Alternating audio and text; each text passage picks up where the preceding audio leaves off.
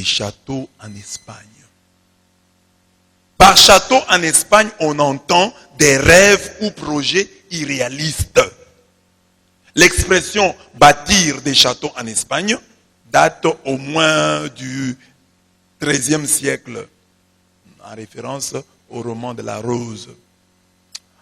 Au XVIe siècle, l'expression bâtir des châteaux en Espagne fait partie du langage courant.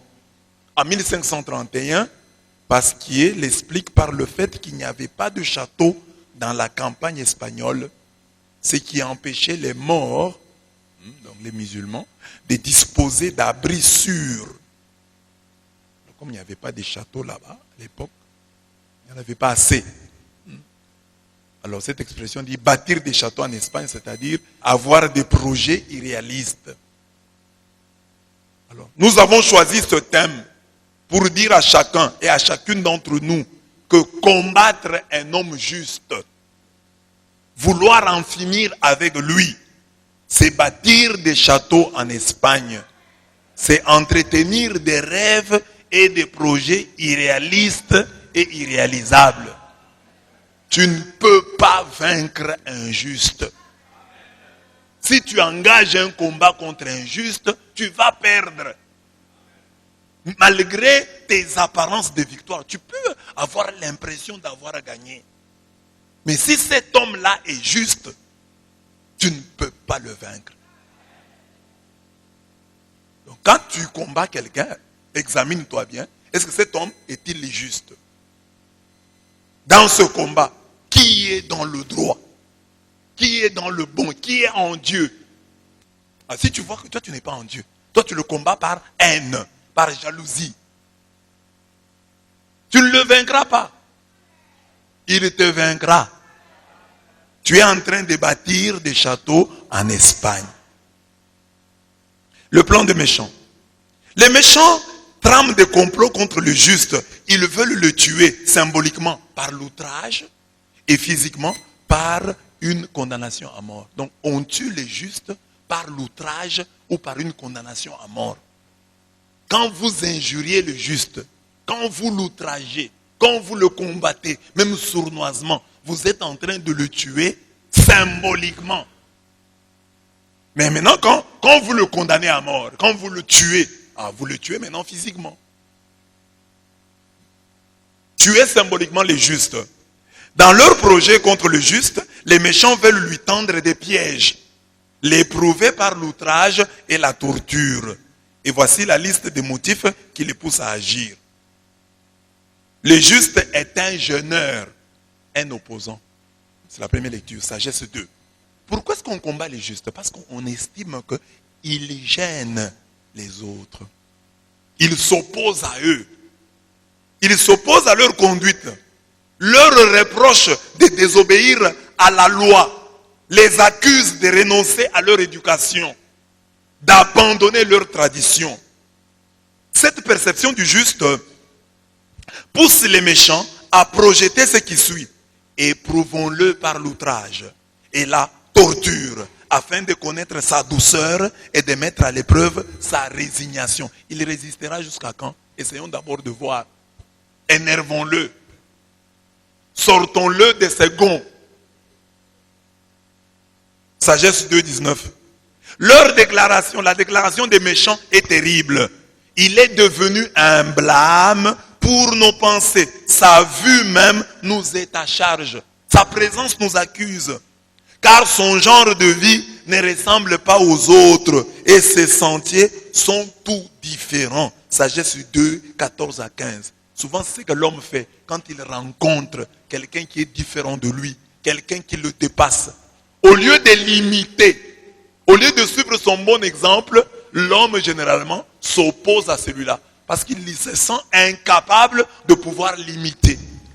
Il peut tenter de l'imiter, mais comme il sera toujours une copie non conforme à l'original, qu'est-ce qu'il va faire? Il va essayer de caricaturer l'autre, de le calomnier, de grossir ses erreurs et ses faiblesses pour pouvoir se donner raison. Ce motif pour lequel le juste est accusé nous aide à nous faire une idée sur ce qu'est réellement injuste. Qu'est-ce qu'un juste? Un juste, c'est un homme dont la vie, plus que le message, gêne, interpelle les méchants. Donc, quand vous vivez quelque part et que vous essayez d'être les meilleurs dans votre domaine, de vous distinguer là où vous vivez, vous aurez des ennemis. Les gens ne vont pas le supporter. L'homme a besoin de mauvais exemples pour pouvoir se conforter dans ses péchés. Alors il veut que tout le monde soit comme tout le monde pour qu'il soit heureux. Mais quand il voit quelqu'un qui sort du lot, quelqu'un qui n'est pas comme lui, il n'est pas content. Regardez les gens que vous combattez, vous verrez que pour la plupart, ce n'est pas seulement des gens qui ont des défauts. Hein. Vous combattez des gens parce qu'ils vous ont dit un jour la vérité. Vous combattez des gens parce qu'ils sont différents de vous. Vous combattez des gens parce que tel et tel les apprécie. Parce qu'on parle d'eux en bien. Et vous êtes là pour les caricaturer. Vous combattez les gens parce que vous leur devez quelque chose. Par exemple, on a raconté ça. Ceux qui vont voir les féticheurs. Hein.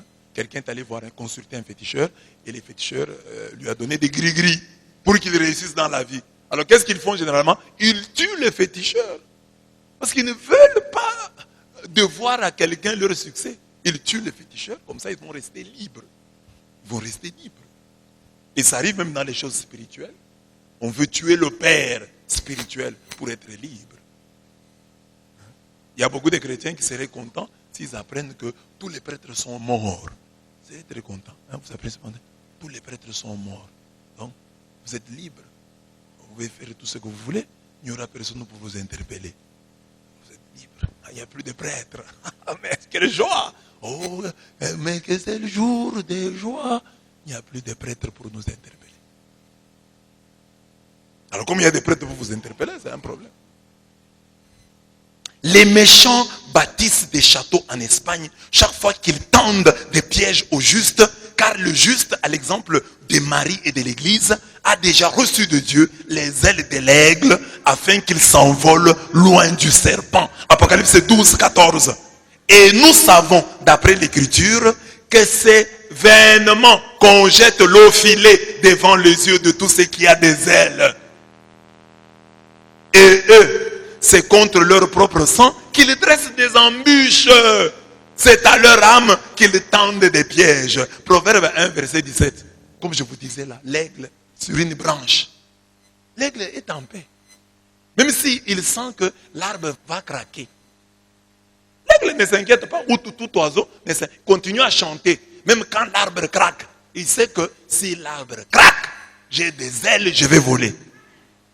C'est vainement qu'on jette le filet devant les yeux de tous ceux qui ont des ailes. Vous jetez le filet devant les yeux de celui qui a des ailes. Jetez peut-être le filet quand c'est celui qui a des yeux d'or. Mais il voit que vous jetez le filet et lui va se... Il doit voler, il part, il s'enfuit, il s'envole. L'image est à la fois forte et belle. Tant que le juste restera aigle et volera dans les hauteurs, le serpent, cette bestiole qui rampe, ne pourra jamais la voir. Le juste doit ouvrir l'œil et le bon pour dénicher à temps les amis et les ennemis de sa destinée. Notez qu'il y a une promesse pour le juste qui, contre toute attente, se ferait avoir. Ah, il peut arriver que celui qui a des ailes soit pris par l'oiseleur. Ça peut arriver. Parce que vous dites, oui, ça peut arriver. Il y a des oiseaux piégés. Mais écoutez ce qu'on dit. Au cas où l'oiseau serait piégé. La Bible dit, béni Yahweh qui n'a point fait de nous la proie de leur dent. Même s'ils te piègent, tu ne seras pas la proie de leur dent. Notre âme comme un oiseau s'est échappée du filet de l'oiseleur. Le filet s'est rompu et nous avons échappé. Notre secours est dans le nom de Yahweh qui a fait le ciel et la terre. Psaume 124, versets 6 à 8. Si jamais il arrivait qu'un oiseau soit pris, Dieu dit, le filet sera rompu. Le filet va se rompre et l'oiseau va échapper. Donc on dit qu'il est vain de jeter le filet devant ceux qui a des ailes. Alors nous disons, mais il arrive parfois qu'on attrape un oiseau, oui. Si cela arrive, le Seigneur le délivrera. Malheur sur malheur pour le juste, mais l'Éternel en délivre toujours. Le Seigneur le dira. Donc, combattre un juste, c'est bâtir des châteaux en Espagne. C'est de la peine perdue. Ce sont des coups d'épée dans l'eau. Ne combat pas un juste. Ne combat pas un homme qui s'efforce de plaire à Dieu. Le juste est en bon terme avec son Dieu. Les méchants confondent vérité et orgueil.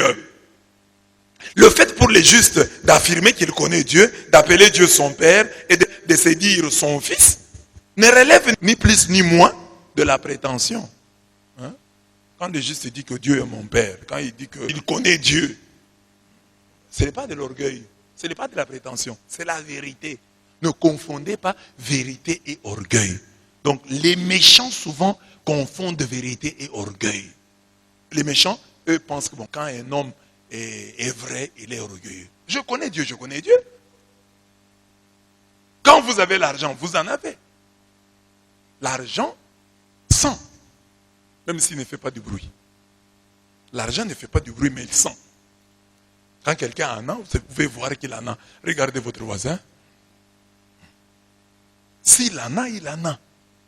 Hein? Tu peux regarder seulement comme ça, tu vois qu'il a l'argent. L'argent ne fait pas du bruit, mais il sent. Il dit non, non. Ce monsieur ici, il a l'argent. Il a du cash.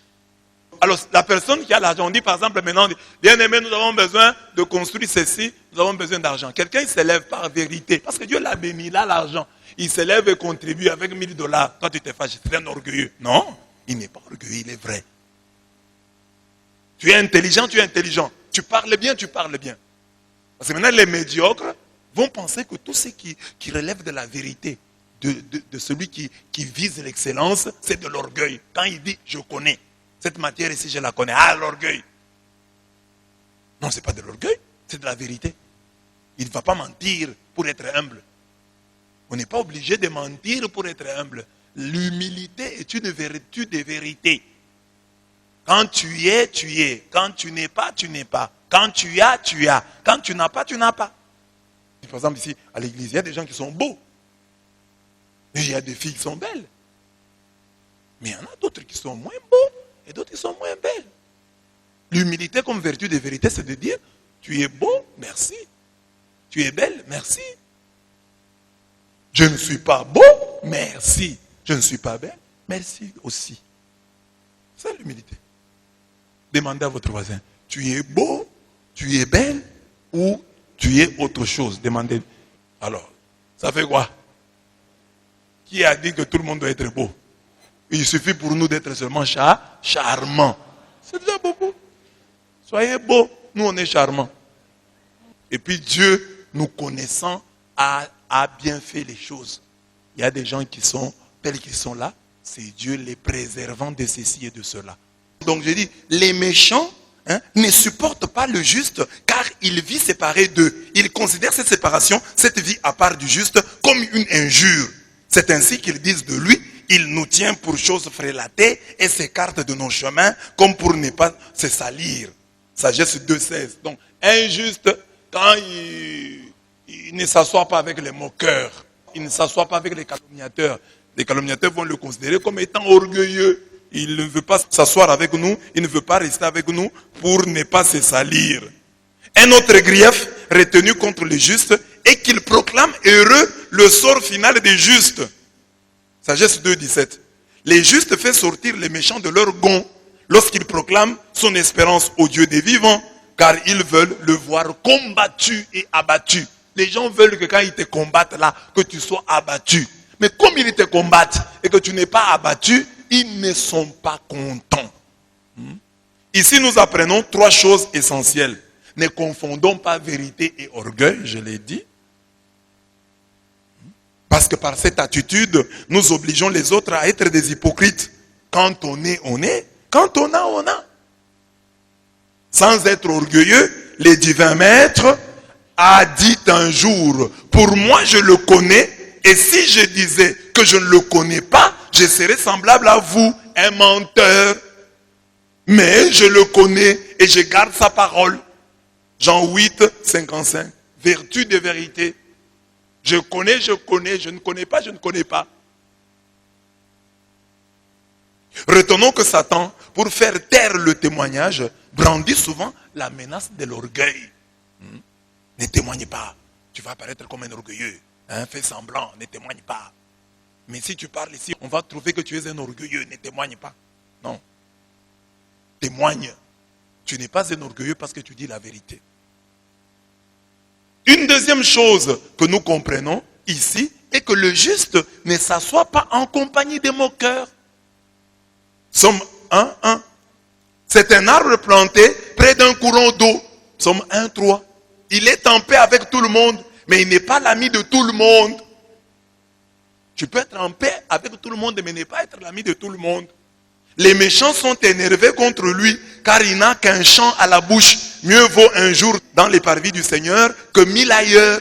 Je préfère me tenir sur le seuil de la maison de mon Dieu plutôt que d'habiter sous les tentes de la méchanceté. Psaume 84, verset 12. Il y a des gens qui vous haïront simplement parce que vous fréquentez une église. Simplement parce que vous êtes assidus à la prière. Il y a des gens qui ne vont pas vous supporter. Pour ça simplement. Pourquoi toi tu es tout le temps à la prière? Ah, vous avez exagéré. Vous priez trop. Pour ça simplement. Mais le juste lui dit, mieux vaut un jour dans les parvis du Seigneur que 1000 ailleurs. Je préfère me tenir sur le seuil de la maison de mon Dieu plutôt que d'habiter sous les tentes de la méchanceté. Le juste est un homme d'espérance qui énerve les méchants, car il clame partout, le malheur atteint souvent le juste, mais l'Éternel l'en délivre toujours. Psaume 34, verset 19. Combattre un homme qui a une telle espérance en Dieu, qui a une telle alliance avec Dieu, qui est si discipliné, c'est sans nul doute bâtir des châteaux en Espagne. C'est de la peine perdue, c'est un coup d'épée dans l'eau. On ne combat pas quelqu'un qui est comme ça, qui met sa foi en Dieu, qui aime les parvis du Seigneur, qui dit que 1000 jours passés ailleurs ne valent pas un seul jour passé dans les parvis du Seigneur, qui aime Dieu, qui aime rester en sa présence, qui trouve sa joie en Dieu. Parce que tout le monde n'a pas ce don-là, de trouver la joie en Dieu. Il y a des gens, quand ils sont à l'église, ils sont gênés. Ils veulent s'élever, sortir et partir. Mais il y a quelqu'un qui s'assoit à l'église, qui prie, qui écoute. Ah, toi tu vas te jouer de lui. Qui trouve son plaisir dans les choses de Dieu. Qui trouve sa joie et son bonheur dans les choses de Dieu. Et toi tu le combats. Tu perds ton temps. C'est de la peine perdue. Soyons donc respectueux. Toute personne que nous rencontrons, nous ne savons pas sur quelle force il s'appuie. S'il n'a pas Dieu, il peut avoir des fétiches. Quelqu'un qui est élevé en dignité, il n'a pas Dieu, peut avoir des fétiches. Est-ce que toi, tu as assez de force spirituelle pour pouvoir l'affronter? Si tu as la force spirituelle pour l'affronter, affronte-le. Mais si tu n'en as pas, c'est toi qui seras perdant. Pourquoi lui, il a le succès? Il a volé ton succès. Pourquoi lui, il a l'argent? C'est ton argent qu'il a volé. Alors tu veux qu'il restitue quelque chose qu'il n'a pas volé. Il n'a pas volé, il n'a pas à le restituer. Son unique péché, c'est de réussir là où toi tu as échoué. Et c'est pour ça que tu le hais. Il est donc innocent. En tant que tel, il a une parole forte qu'il peut prononcer. Parce que s'il se met à genoux et dit Dieu, Seigneur, je suis haï sans cause. Cet homme est à tort mon ennemi. Tu ne vas pas gagner cette guerre. Tu ne la gagneras jamais. Les justes, j'ai dit c'est l'innocent, il ne t'a rien fait, mais toi tu lui fais du mal. Les justes, c'est aussi le bienfaiteur. C'est lui qui ne nous a voulu que le bien, mais que nous poignardons dans le dos. Quelqu'un qui t'a accueilli chez lui, qui t'a ouvert les portes de sa maison, et toi tu en profites pour le trahir. Mais tu ne vas pas gagner cette guerre. Tu ne vas pas gagner. Il a ouvert la porte de la maison, viens chez moi, reste chez moi. Tu es mon frère, tu es mon ami, tu es ma soeur. Tu lui as ouvert la porte de ta maison. Et cet homme-là te combat. Mais il ne va pas gagner. Parce que celui qui t'a fait du bien a cette prière qu'il peut faire. C'est lui qui peut nous accuser auprès de Dieu en ces termes. Écoute, c'est que la prière de Jérémie. Jérémie 18, 20. Le mal sera-t-il rendu pour le bien? Car ils ont creusé une fosse pour m'ôter la vie. Souviens-toi que je me suis tenu devant toi afin de parler en leur faveur et de détourner de ta colère. Jérémie 18, 20. Le mal sera-t-il rendu pour le bien? Donc quelqu'un qui t'a fait du bien, c'est injuste, ne lui fais pas du mal. Jérémie 18, 20. Parce que quand il se tient devant Dieu, il va dire à Dieu, tu sais que je me suis tenu devant toi pour prier pour lui, pour intercéder pour lui, pour détourner de lui ta colère. Un autre texte, c'est David, le psaume 35, qui est un psaume imprécatoire. Qu'est-ce que dit David? Ils me rendent le mal pour le bien. Mon âme est dans l'abandon. Et moi, quand ils étaient malades, je revêtais un sac. J'humiliais mon âme par le jeûne. J'ai prié la tête penchée sur mon sein. Comme pour un ami, pour un frère. Je me traînais lentement. Comme pour le deuil d'une mère. Je me courbais avec tristesse. Puis quand je chancelle, ils se réjouissent. Ils s'assemblent à mon insu pour m'outrager. Ils me déchirent sans relâche. Avec les impies, les parasites, mon cœur, ils grincent des dents contre moi. Psaume 35, 12 à 16. Ils grincent des dents avec des parasites, mon cœur. Donc, bien aimé, ici j'ai seulement dit que le juste, c'est l'innocent. C'est lui qui ne t'a rien fait. C'est lui qui ne t'a rien fait, ne lui fait rien. À ton tour, ne lui fais rien. Il ne t'a rien fait, laisse-le. Si tu ne sais pas le louer, si tu ne sais pas lui donner, mais laisse-le tranquille. Il ne t'a rien fait. Il ne t'a fait aucun mal. Ne le combats pas. Deuxièmement, c'est lui qui t'a fait du bien. C'est lui qui ne t'a fait rien. Ne lui fais rien.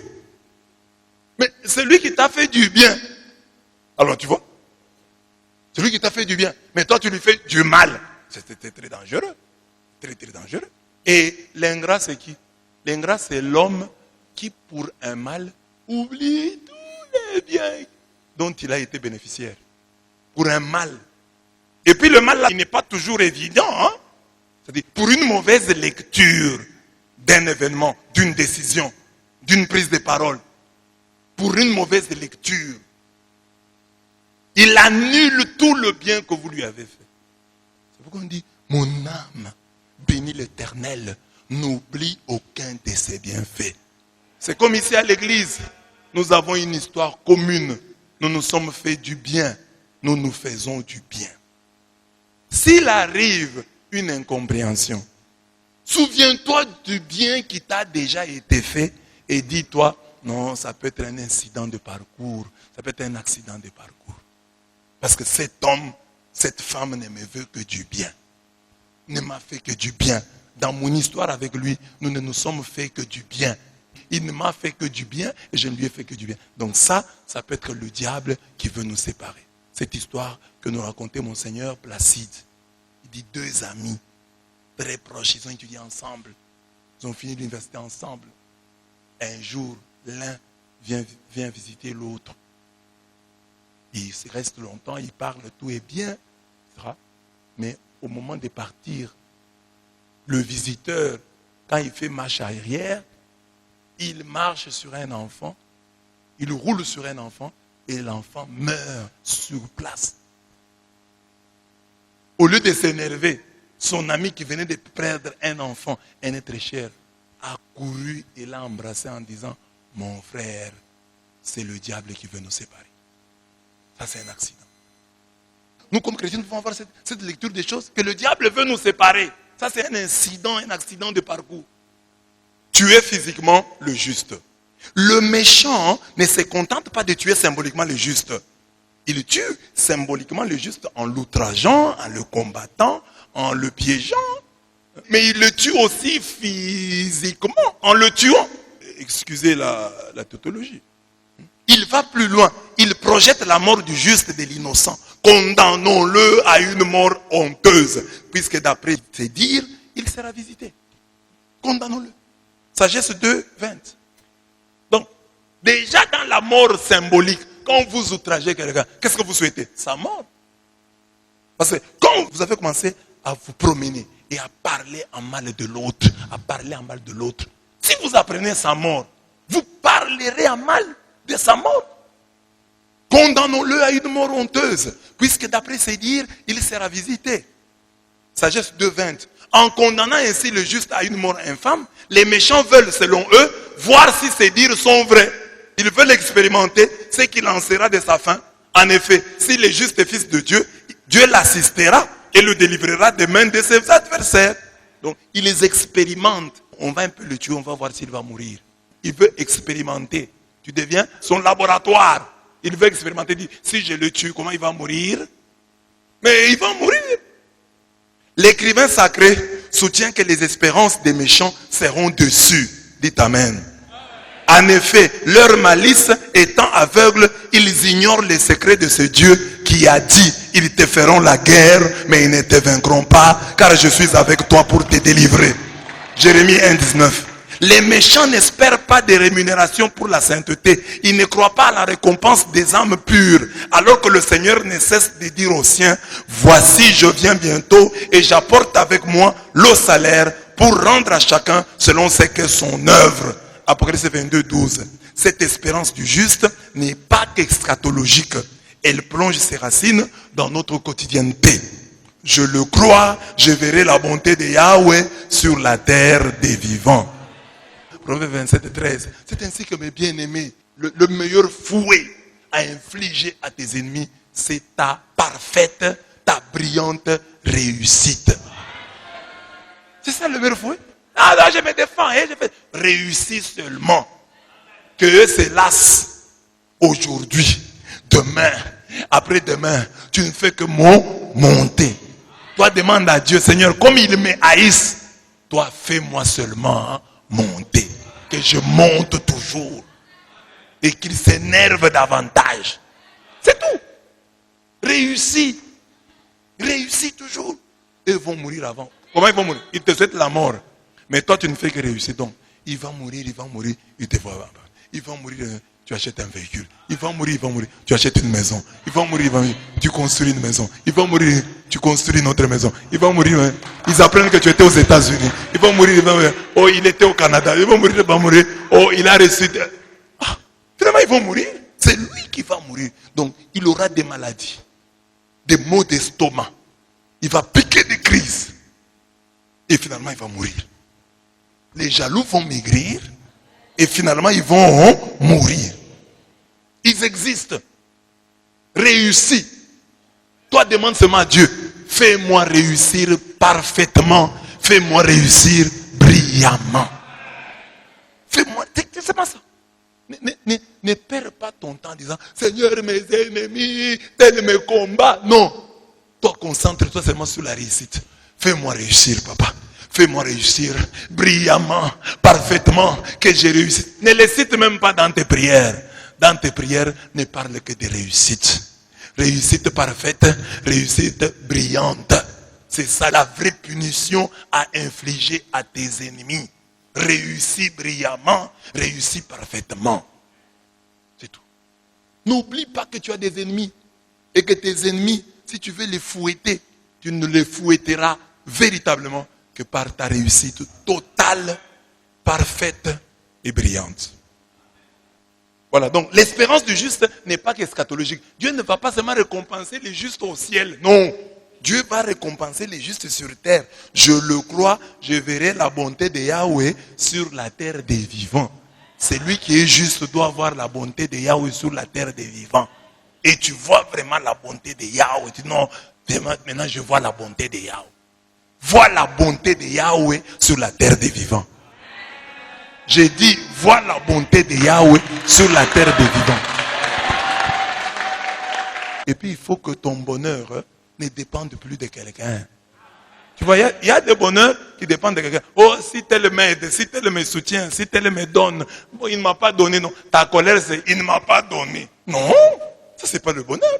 Oh, il ne m'a pas donné, il ne m'a pas aidé. Oh, il ne m'aide pas. C'est ça ta colère. J'ai un grand frère qui a l'argent mais il ne m'aide pas. Tu es fâché pour ça.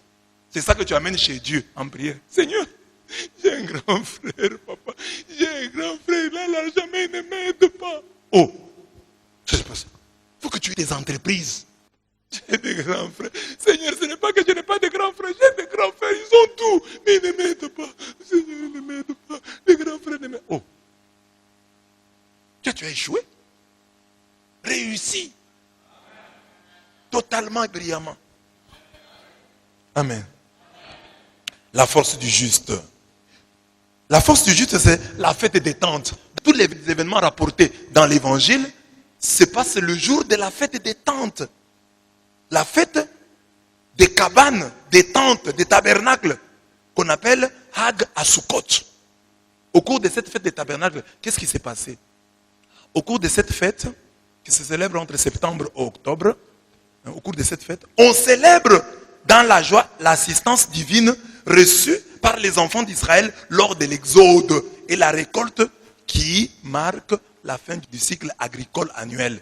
Elle dure 7 jours, cette fête. Divers rites y sont observés, notamment la prescription pour les Juifs de résider au minimum, prendre leur repas dans une souka. Souka, pluriel soukot. Dans une souka, une hutte, afin de ne pas oublier leurs origines modestes. La force du juste, c'est qu'ils célèbrent la fête des tentes. Les Juifs ont maintenant des maisons construites en matériaux durables. Mais ils n'oublient pas d'où ils viennent. Ils construisent. Pendant 7 jours, ils vivent dans des huttes où ils y prennent simplement des repas pour se souvenir de leurs origines. Nous avons été des pauvres. Nous avons vécu sous des tentes. Nous avons vécu sous des huttes. Quand tu auras mangé et te seras rassasié, quand tu auras bâti de belles maisons et les habiteras, quand tu auras vu multiplier ton gros et ton petit bétail, abonder ton argent et ton or, s'accroître tous tes biens, que tout cela n'élève pas ton cœur. N'oublie pas alors Yahweh ton Dieu qui t'a fait sortir du pays d'Égypte, de la maison des servitudes. Deutéronome 8, 12 à 14. Combattre un homme qui célèbre la fête des tentes, c'est bâtir des châteaux en Espagne. Un homme humble ne peut plus tomber car il est déjà par terre. C'est lui qui est par terre, Dieu le relève. L'humilité précède la gloire, l'orgueil précède la chute. Donc, vous qui êtes là, combattus, célébrez chaque jour la fête des tentes. C'est-à-dire, n'oubliez pas vos origines. Je n'étais pas comme ça, c'est Dieu qui m'a élevé. Alors, restez humble. N'oubliez pas d'où Dieu vous a tiré.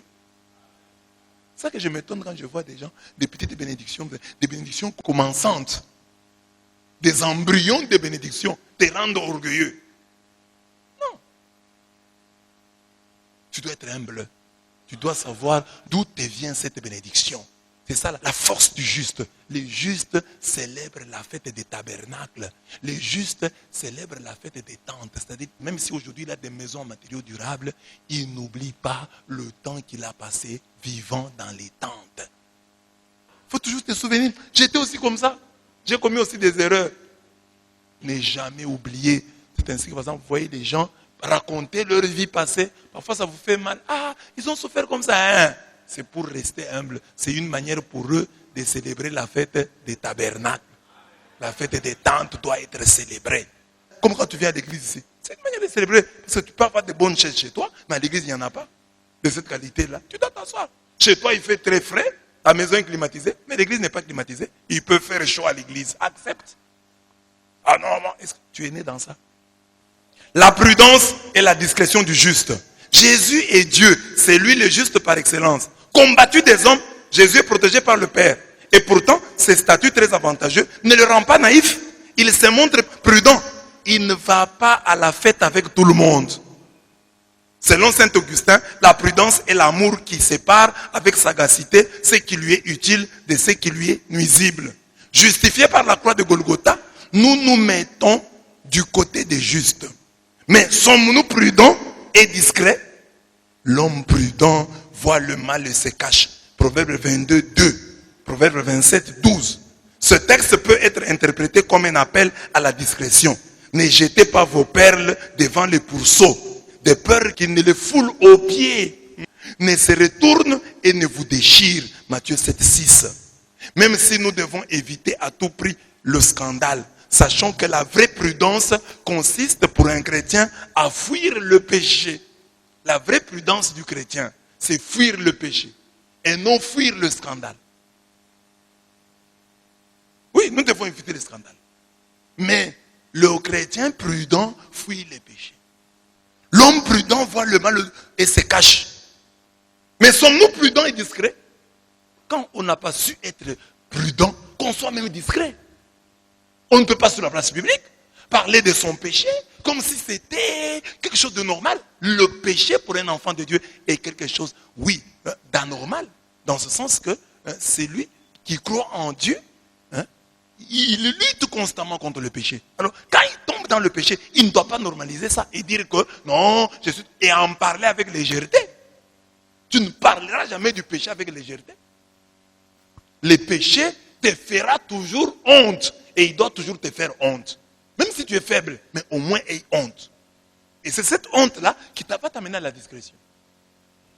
L'homme prudent voit le mal et se cache. Donc j'ai dit ceci au papa. Aujourd'hui, cher papa, chère maman, vous qui êtes faibles et qui aimez vous me conduire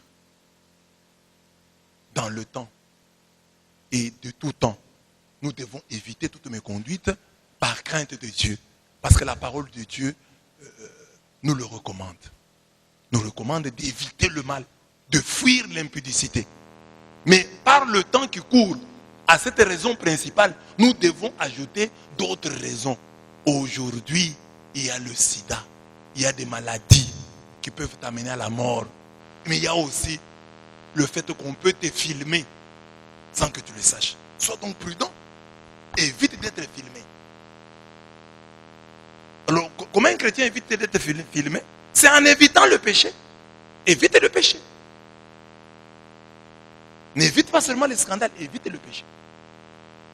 Notons également que les vrais hommes discrets le sont par leurs paroles, mais aussi par leurs actes. Combattre un homme prudent et discret, c'est bâtir des châteaux en Espagne. Donc il y a aussi des gens qui, malgré leur prudence, vous verrez comment quelqu'un s'est levé et raconter des histoires sur ces hommes-là. Mais si tu le combats comme ça, tu ne vas pas réussir. Parce que cet homme a été prudent en évitant le péché. Et toi, tu ne vas pas le vaincre. Le courage du juste. Le juste est prudent, mais il est courageux. Beaucoup de chrétiens confondent prudence et lâcheté, discrétion et peur. Jésus est prudent et discret, mais il est aussi courageux. Une fois à Jérusalem, Jésus prêche ouvertement et courageusement. Il dit ceci, c'est l'évangile. Vous me connaissez et vous savez d'où je suis. Et pourtant, ce n'est pas de moi-même que je suis venu, mais il m'envoie vraiment. C'est lui qui m'a envoyé. Vous ne le connaissez pas. Moi, je le connais parce que je viens d'auprès de lui. Et c'est lui qui m'a envoyé. Jean 7, 28 à 29. On le voit. C'est lui qui nous a dit, soyez donc prudents comme les serpents et simples comme les colombes. Matthieu 10, 16. Est aussi le lion, le plus brave de tous les animaux, qui ne recule devant rien. Proverbe 30, 30. Donc, il y a d'une part l'exigence de prudence et de l'autre part l'exigence de courage, de vaillance. Donc, exigence de prudence, exigence de vaillance. Tout en étant prudents, soyons vaillants, soyons courageux. Ne dis pas, oh, comme je suis prudent, je n'essaye rien. Non. Il y a une sainte imprudence qui s'appelle vaillance, qui s'appelle courage. Capacité à risquer. Parce que si tu as peur, si tu ne fais rien, tu n'auras rien. Commence quelque chose. Montre-toi courageux. Entreprends. Commençons petitement. Ayons le courage. Nous voulons avoir une église des garçons, des filles, des papas et des mamans. Entreprenants. Prudents mais courageux. Oh, trop de prudence, finalement tu ne fais rien. Non, quand tu es prudent, tu dois être courageux. Parce que finalement, à la fin de ta vie, on verra si tu as été prudent. Si à la fin de ta vie, à force de craindre, de prendre des risques, tu n'as rien fait, qu'est-ce qu'on va dire de toi? Que tu étais courageux? Non? Essaye, échoue, essaye encore, échoue, essaye encore, échoue, essaye encore.